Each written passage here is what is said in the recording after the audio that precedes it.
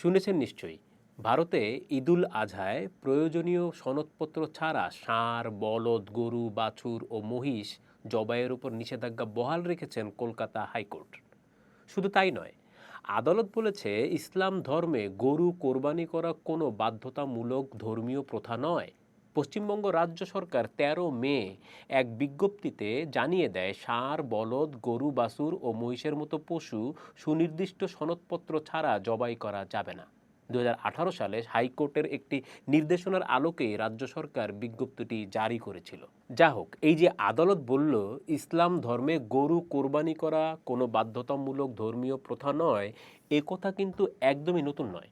ঊনবিংশ শতাব্দীর ৮০-র দশকে এই কথা বলে তুমুল বিতর্কের জন্ম দিয়েছিলেন খোদ বিষাদ সিন্ধুর লেখক মীর মোশাররফ হোসেন।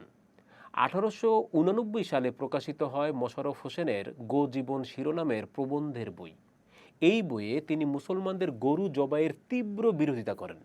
বই প্রকাশের সঙ্গে সঙ্গে তাকে সে সময়ের মুসলিম সমাজের নিন্দার মুখে পড়তে হয়। আখবারে ইসলামিয়া পত্রিকায় প্রতিবাদ ছাপা হয়, তার বিরুদ্ধে ফতোয়া জারি ও মামলা হয়। শুধু তাই নয়, সভা ডেকে তাকে কাফের এবং তার স্ত্রীকে হারাম ঘোষণাও করা হয়েছিল। তাকে তওবা করতে চাপ দেওয়া হয়। মোশাররফ হোসেন বইটি ছাপা বন্ধ করে দিলে মুসলিম সমাজের ক্ষোভ কমে আসে। গোজীবন প্রবন্ধে আসলে কি লিখেছিলেন তিনি? লিখেছেন, শাস্ত্রে একথা লেখা নাই যে গো হার কামড়াইতেই হইবে, গোমাংস গলাত করিতেই হইবে, না করিলে নরকে পচিতে হইবে। বরং যাহা অখাদ্য যথা বরাহ, সে বিষয়ে পবিত্র কোরআন শরীফে স্পষ্টভাবে বরাহ নাম উল্লেখে খাইও না লিখা আছে। খাইলে প্রধান নরক জাহান্নাম, তাহাতেই চিরবাস করিতে হইবে, আর নিস্তার নাই। খাদ্য সম্বন্ধে বিধি আছে যে খাওয়া যাইতে পারে, খাইতেই হইবে গোমাংস, না খাইলে মুসলমানই থাকিবে না, মহাপাপী হইয়া নরকে যন্ত্রণা ভোগ করিতে হইবে, এ কথাও কোথাও লিখা নাই। তারপর লিখেছেন, খাইবার অনেক আছে, ঘোড়া খাইতে পারি, খাই না, ফড়িং ধরিয়া ঘৃতে ভাজিয়া টপাটপ গিলিতে পারি, শাস্ত্রের কথা, গিলি না, গোসাপ উদরসাৎ করিতে পারি, বিধি আছে, ভয়ে তাহার নিকটেও যাই না, ছাগলের মধ্যে পাঁঠা ও খাদ্য, সে পাঁঠার দিকে তত ঘেঁষি না, যে ছাগিকে দুগ্ধ দেয় তাহাকেই আল্লাহু আকবার শোনাই, পাঁঠার সঙ্গে একেবারে যে সম্বন্ধ নাই তাহা বলিতে পারি না, রসনা পরিতৃপ্ত আশ্রয়ে তাহার বংশবৃদ্ধির ক্ষমতা রহিত করিয়া দিয়া দিব্যি মোটা গোটা চব্বিদার জিনিস বানাইয়া কোরমা, কালিয়া, কাবাবে পেট পুরিয়া থাকি। উট এদেশে নাই, থাকিলেও তাহার কাছে যাওয়া যাইত না, কারণ শরীরের গঠন দেখিয়াই পাকস্থলী ঠান্ডা হয়। মহিষ খাদ্য তাহার কাছে ছুরি হাতে করিয়া যায় কে? কাজেই নিরীহ গো জাতির গলায় ছুরি বসাইতে আর এদিক ওদিক চাহি না। এত খাদ্য থাকিতেও কি গো মাংস না খাইলেই চলে না? ঘোড়া, মহিষ, বনগরু, মেষ, ছাগল, মৃগ, খরগোশ সকলই তো চলিতে পারে। এ সকল খাইলেও তো ক্ষুধা নিবৃত্ত হয়। এই থাকিতে গরুর মাংসে জিবার জল পড়ে কেন? ইহার উত্তর কে দিবে?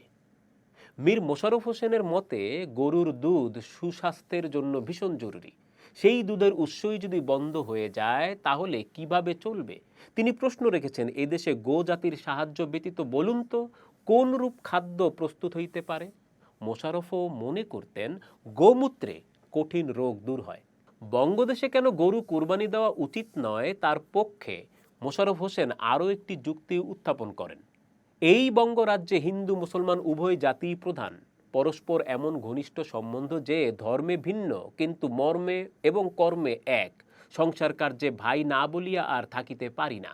আপদে বিপদে সুখে দুঃখে সম্পদে পরস্পরের সাহায্য ভিন্ন, উদ্ধার নাই, সুখ নাই, শেষ নাই, রক্ষার উপায় নাই। এমন ঘনিষ্ঠ সম্বন্ধ যাহাদের সঙ্গে, এমন চিরসঙ্গী যাহারা, তাহাদের মনে ব্যথা দিয়া লাভ কি? ধর্মে আঘাত লাগে না, গোমাংস পরিত্যাগ করিলে ঘর কন্যারও কোনো ব্যাঘাত জন্মে না, উন্নতির পথেও কাঁটা পড়ে না, প্রাণের হানিও বোধ হয় না। এই অবস্থায় গো হিংসা পরিত্যাগ করিলে হানি কি? তিনি আরও বলেছেন, গো বদে দণ্ড নাই বলিয়া ভ্রাতার মনে মর্মান্তিক আঘাত করিব? আমার মতে এ কথা কথাই নহে। কালে আমরা রাজাকে পরিত্যাগ করিতে পারি, রাজাও আমাদিগকে পরিত্যাগ করিতে পারেন, কিন্তু হিন্দু মুসলমানে কেহই কাহাকে পরিত্যাগ করিতে পারে না, পরস্পর কেহই কাহাকে ছাড়িতে পারে না। জগৎ যতদিন সম্বন্ধ ততদিন। এমন গুরুতর সম্বন্ধ যাহাদের সঙ্গে তাহাদের মনে ব্যথা দিতে আমাদের মনে কি এটুকু ব্যথা লাগে না?